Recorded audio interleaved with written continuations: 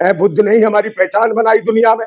तो भाई बौद्धिस्टों के साथ तुम मारपीट कर रहे हो या बुद्ध का नाम लेते हो। मोदी जी जाते हैं, कहते बुद्ध की धरती से आया हूं, वहां क्या नहीं बोलते कि राम की धरती से आया हूं, कृष्ण की धरती से आया हूं, वहां नहीं बोला जाता, वहां बुद्ध की धरती से। इसी प्रकार जो अंबानी की जो बीवी है वो जो नीता अंबानी है, वो भी कह रही थी मैं बुद्ध की धरती से आई हूँ, और उनकी प्रतिमा लेके भाई उनको नतमस्तक कर रही थी बुद्ध। इसलिए भारत के मूल निवासियों को जागना पड़ेगा, और इन पाखंडी और आतंकियों की जब तक ठीक से इन्हें समझाया और बुझाया नहीं जाएगा तब तक इनकी समझ आने वाला नहीं है। याद हो गया, लफ्ज याद हो गया, और उसको कोई नहीं पसंद आया, क्योंकि इन्होंने अब अंधभक्तों ने जितने भी बाबा हैं, और ढोल की लंदन कह रहा कि लफ्ज याद हो गया, ये मोनालिसा को ये बड़ा कहीं ना कहीं षड्यंत्र था। अबे षड्यंत्र था तो तू करा देता शादी, इस लड़की की तुझसे नहीं कराएगी शादी। अब्दुल्ला के पास जा रही है, चाहे मोनालिसा जा रही है, चाहे बड़ा पाव कल जा रही है, और चाहे भैया वो जा रही है शहनवाज हुसैन जीजा, तुम्हारे मुख्तार अब्बास नकवी जीजा, ये कहां से जा रही है? ये लफ्ज याद है या खुद ही दीदियों को परोस देते हो जाके?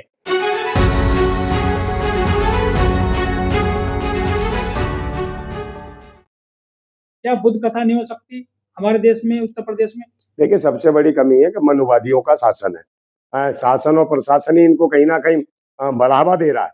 और ये आप ये कहोगे जो हमला करने वाले हैं कोई इंसान तो है नहीं, ये आतंकी हैं। और कहीं ना कहीं इस प्रकार से जब हमारे देश के अंदर हर धर्म, मजहब, संप्रदाय, धर्म को अपनी अपनी अपनी तरीके से अपने धर्म का प्रचार करने की पूरी की पूरी मौलिक अधिकार है, और उसके बावजूद भाई यहाँ देखिए इस प्रकार से। और उन्होंने कर भी क्या रहे थे, जो बौद्धिस्ट थे, जो कथावाचक थे, वो कहीं ना कहीं जातक कथाओं का अपना पूरी तरीके से उनका वो करते हैं प्रचार प्रसार, और उसको कर रहे थे, और सच्चाई बता रहे थे वो कि हमारा बुद्ध जो है, बौद्ध धर्म जो है, धम्म जो है, कितना प्राचीनतम है। और इसी बुद्ध की जातक कथाओं में से जिन कथाओं का ये विवरण करते रहे हैं, जो पाखंडी इसको कहते हैं हिंदुत्व, तो ऐसी चीजों को बताया जा रहा है।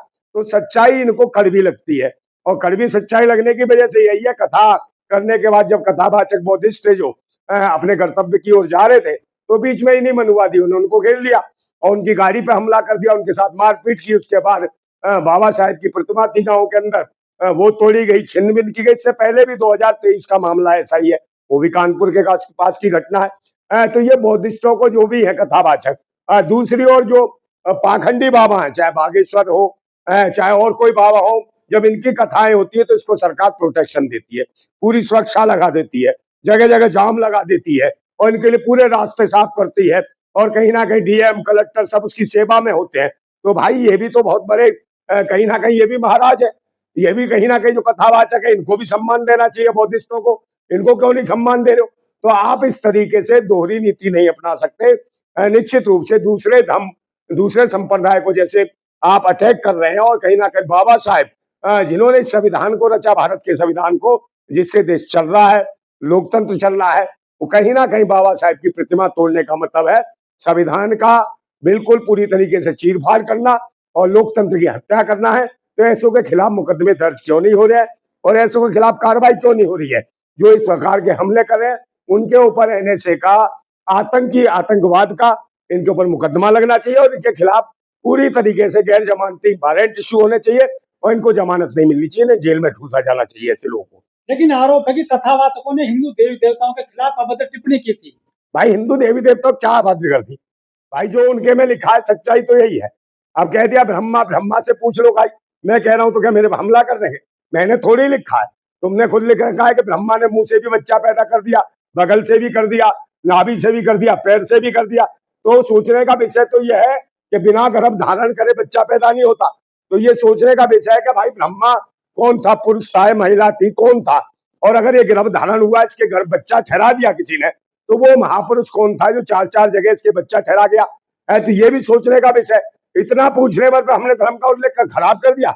मैंने थोड़ी कहा भाई, आपने अपनी कथाओं में लिखा हुआ है, आपने जगह जगह लेकर कहा कि बड़े बड़े ऋषि मुनि गौमांस खाते थे, अश्वमेध यज्ञ, गोमेध यज्ञ ये करते थे, इनकी हत्या करके उनको प्रसाद के रूप में वितरण करके खाते थे। इतना कह दिया तो कहला भाई गौमांस कह दिया इसने। अबे तुम खा रहे हो, तुम लिख रहे हो, तुम्हारी कथाओं में लिखा है, तुम्हारे भाई अपने ग्रंथों में लिखा है, तो उसमें पढ़ के अगर किसी ने सच्चाई बता दी तो आप उससे हमला कर बैठोगे? तुम करो कुकर्म और तुम्हारी बात कोई बता दे तो वो देशद्रोही, वो आतंकी, आपकी आस्थाओं को ठेस लग जाती है। तो ये सोचने का विषय है कि भाई आस्थाओं को कैसे ठेस लग रही है आपकी, है विभिन्न प्रकार की। और शादी ब्याह जो कर लेते हो, भाई आपके ही ग्रंथों में बहुत सी ऐसी शादियां हुई हैं जो बहन भाई से शादी हो चुकी है, बाप की बेटी से हो चुकी है। चाहे ब्रह्मा को ले लो, चाहे उसकी पुत्री सरस्वती का विवाह ले लो। तो इसमें दिख रहा है कि भाई पुत्री से विवाह कर चुका ब्रह्मा। जब ब्रह्मा पुत्री से विवाह कर चुका है और इसको बोल देना तो कहते हमारे धर्म को और आस्था को ठेस लग गई। अबे भाई कुकर्म तुम कर रहे हो और किसी ने बता दिया तो उस पर हमला करोगे, तो पहले अपने कर्म सही करो। यही वजह है कि जितने भी कथावाचक बाबा हैं उल्टे सीधे बयानबाजी करते हैं। इनके कितने सारे बाबा हैं, सबके सब जो मर्जी कह देते हैं, महिलाओं पर टिप्पणियां कर देते हैं। वो अंधराचार्य कहता महिला आनंद लेने की चीज है, मजा लेने की चीज है, इनके साथ खेलो, जो मर्जी करो, इंजॉय करो, मजा लो। और ये कुछ भी लिख दे भाई, वो तुलसीदास लिख दे भाई, वहां बैठ के मस्जिद में बैठ के ढोर गवार पशु शूद्र और नारी सब ताड़ना के अधिकारी, तो उसके खिलाफ कोई नहीं बोलेगा। और उसके खिलाफ हम बोलने लगे तो कहले हम विद्रोही हो गए। तो सच्ची बात कहने में लगती है बुरी, और इसी वजह से ही है। मगर ये समय ज्यादा दिन नहीं है। ये देश जो कहीं ना कहीं, और जितने भी आते हैं, योगी जी अभी गए थे जापान, तो कह रहे हैं मैं बुद्ध की धरती से आया हूँ और बुद्ध को लेके हम काम कर रहे हैं। बुद्ध के बगैर कुछ नहीं है भारत में, बुद्ध ने ही हमारी पहचान बनाई दुनिया में। तो भाई बौद्धिस्टों के साथ तुम मारपीट कर रहे हो या बुद्ध का नाम लेते हो। मोदी जी जाते हैं कहले बुद्ध की धरती से आया हूँ, वहां क्या नहीं बोलते कि राम की धरती से आया हूँ, कृष्ण की धरती से आया हूँ, वहां नहीं बोला जाता, वहां बुद्ध की धरती से। इसी प्रकार जो अंबानी की जो बीवी है वो जो नीता अंबानी है, वो भी कह रही थी मैं बुद्ध की धरती से आई हूँ, और उनकी प्रतिमा लेके भाई उनको नतमस्तक कर रही थी बुद्ध की आगे। तो ये लोग वो है, ये वो दोगले हैं जो बुद्ध के नाम से इज्जत पाते हैं दुनिया में, और वही बुद्ध की प्रतिमाओं को यहाँ तोड़ते हैं, बाबा साहेब की प्रतिमाओं को तोड़ते हैं। तो ये वो बेशर्म लोग हैं। तो इनके खिलाफ कार्रवाई होनी चाहिए। देश के लोगों को अगर वाकई इतिहास और प्राकृतिक रूप से देश को, दुनिया को समझना है तो बुद्ध को पढ़ना होगा, उनको जानना होगा, और बाबा साहेब की ज्यादा से ज्यादा पुस्तकों का हमें अध्ययन करना चाहिए। तब हमें समझ आएगी, क्योंकि हमारे लोग, सबसे ज्यादा आबादी हमारे लोगों की है, भारत के मूल निवासियों की है। और निश्चित रूप से वो बाबा साहेब को अपना अनुयायी मानते हैं। जो देश के मूल निवासी लोग हैं, 90-95% मूल निवासी लोग हैं भारत के, और ये 2-3% लोग हैं जो आतंक बचा रखा है इन्होंने, पाखंडियों ने। ना इनका कोई धर्म है, ना मजहब है, ना जात है, ना बहन, ना भाई, कोई नहीं है।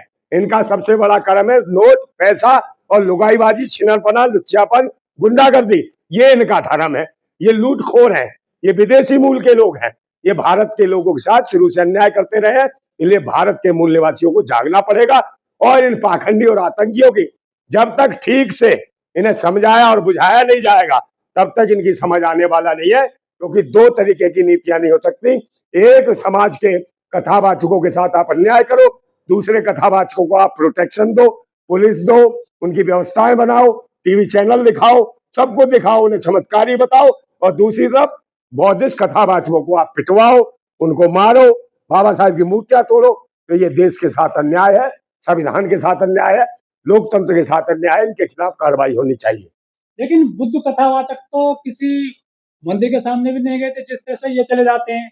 रामनवमी के दिन मस्जिद के आगे ये जो है हनुमान चालीसा करते हैं, ये तो इस तरह भी नहीं कर रहे थे, अपने एकांत में जो है कर रहे थे अपनी बुद्ध कथाएं। भाई इनके जो भगवान है वही खुश होते हैं, क्योंकि इनके पुराने रिश्ते हैं मुसलमानों से। मुसलमानों से इनका कहीं ना कहीं जलनपन है, क्योंकि बहन बेटियां भी आई हैं, आज भी जा रही है इनकी बहन बेटियां। अब ये देख लो मोनालिसा जो वहां वो क्या दे रही थी, रुद्राक्ष और माला बेचती थी वहां प्रयागराज में। तो निश्चित रूप से भाई आप कह रहे हैं लब जिहाद हो गया, लब जिहाद हो गया, और उसको कोई नहीं पसंद आया, क्योंकि इन्होंने अंध भक्तों ने, जितने भी बाबा है, और ढोल की लंदन कह रहा कि लब जिहाद हो गया। ये मोनालिसा को ये बड़ा कहीं ना कहीं षड्यंत्र था। अबे षड्यंत्र था तो तू करा देता शादी, इस लड़की की तुझसे नहीं कराएगी शादी। तो जो हाँ उसे लगा तो कहीं ना कहीं मिल गया अब्दुल्ला, और फरमान खान ने उसकी दुकान सजा दी और मिल गया उसे। अब खिला रहा रसगुल्ला और कर रही है इंशाअल्लाह बिस्मिल्लाह, और कुछ दिनों बाद कर देगी पैदा लल्ला और इनको बना देगी मामा। तो ये ऐसा ही चलेगा। वो देखो बड़ा पावगल को भी है, जो चंद्रिका दीक्षित थी है, वो भी कहने लगी मैं अपने बच्चे के लिए किसी के साथ हो जाऊंगी हम बिस्तर। तो अंधभक्त तो तुम्हारी सिस्टर हो रही है हम बिस्तर, और किसके साथ, वो भी अब्दुल्ला है, अब्दुल्ला के साथ ले रही है मौज, और रोज ले रही है, उसके लिए रोजा रखा उनने, व्रत की जगह रोजा, और अब्दुल्ला खोजा तुम्हारा जीजा। तो ये ऐसी हालतें हैं कि तुम नहीं कर पा रहे हो संतुष्ट। भूतनी को गैस की रोटियां खा रहे हो तुमने खाई है गैस की रोटी, और गैस की रोटी से हो गए नपुंसक हिजड़े, ढोल की लंदन हो गया नपुंसक हिजड़ा। जब तो वो कह रहा था गैस की रोटी खाओगे तो नामर, तो तुम हो रहे हो नामर, तुम्हारे बच्चे नामर। जब तो भाई मुल्लाओं के पास जा रही है, अब्दुल्लाओं के पास जा रही है, चाहे मोनालिसा जा रही है, चाहे बड़ा पाव कल जा रही है, और चाहे भैया वो जा रही है शहनवाज हुसैन जीजा, तुम्हारे मुख्तार अब्बास नकवी जीजा, ये कहाँ से जा रही है? ये लफ्ज याद है या खुद ही दीदियों को परोस देते हो जाके? क्योंकि तुम्हारे नहीं है बस की कुछ, और तुम्हारे खिलाफ पूरा देश समझ चुका है। कभी मस्जिदों के पास, कभी मजारों के बाहर, कभी मुसलमानों को टारगेट करेंगे। हिंदू मुसलमान देखेंगे हर एंगल में, किसी भी चीज में देख लो। और ये चाहे गाँव गौ हत्या हो रही है, चाहे कुछ हो रहा है, मुसलमान के पीछे पड़े हैं। मगर जहां नितिन गडकरी वो बनाए, उसके परिवार के बच्चे बनाए कि भाई मीट एक्सपोर्ट की कंपनियां, उसके खिलाफ कोई बोलने वाला नहीं है। चाहे पूरन जोशी का गौमांस पकड़ा जाए, उसके लिए कोई विश्व हिंदू परिषद, बजरंग दल या गौ रक्षा दल कोई नहीं जाता, वो वहां पैर छूते हैं। किरण रिज्जू कह के मैं भी खाता हूँ, खा लो मेरा क्या उखाड़ोगे, वो मोदी जी के बगल में बैठते हैं, वहां कोई नहीं जाता, वहां पैर छूते हैं और जय श्री राम कहते हैं। और अमित शाह कहते हो जाके कहीं ना कहीं गोवा में जाके कहते हो गौ मांस की हम कमी नहीं होने देंगे। जब अमित शाह गृह मंत्री खुद बोलते हो, तो एक बात बताओ, ये दोगली नीति नहीं चलेगी। भारत के मूल निवासी इस बात को समझ चुके हैं। दलित, पिछड़े, आदिवासी जो भारत के मूल निवासी हैं, निश्चित रूप से आंदोलन के मूल में बैठे हैं। बहुत हो गई, और कहते हैं सब्र सहने की भी एक सीमा होती है, सब्र सहने की भी एक सीमा होती है। बांध टूटता धीरज का तब अत्य होती है, अत होने पर प्रलय और प्रवर्तन होता, तब नई सुबह की नई सृष्टि का सृजन होता, नई सुबह की नई सृष्टि का सृजन होगा। और वाकई बुद्ध तो बुद्ध थे, और बुद्ध सही मायने में शुद्ध थे, जो प्रकृति में बातें करते थे और कहीं ना कहीं कुदरत की बात करते थे। उनने कुदरत और प्रकृति को कहीं ना कहीं लोगों के करीब लाके खड़ा कर दिया और बता दिया ईश्वर भगवान जैसी कोई चीज नहीं है। आप प्रकृति से प्रेम कीजिए, आप प्रकृति में हो, आप ही स्वयं ईश्वर हो, ये बुद्ध ने बताया। और सारी दुनिया ने बुद्ध को अपनाया, बड़े बड़े योद्धाओं ने बुद्ध को अपनाया, शांति के मार्ग को अपनाया। यही वजह थी कि महाराज अशोक जो क्रांतिकारी थे, जो जब पूरा देश, पूरा दुनिया में हमारा देश विश्वगुरु था, उन्हीं अशोक ने दिखाई कि हम क्रांति के मार्ग पे योद्धा हैं, और शांति के मार्ग पे हम बुद्ध को अपनाते हुए शांति के क्रांति दूत भी है। तो ये दिखाने का प्रयास किया, और यही वजह है कि आज कहीं भी खुदाई हो या पुरातत्व विभाग को कोई चीज मिलती है, तो निश्चित रूप से बुद्ध की प्रतिमाएं मिलती हैं, बौद्ध विहार मिलते हैं। कोई पाखंडियों का कहीं हनुमान, कोई लक्ष्मण, कोई भरत, कोई राम नहीं दिखाई देता। हर जगह बुद्ध ही बुद्ध है, बुद्ध ही बुद्ध है, क्योंकि भारत ही बुद्ध है। जिंदाबाद।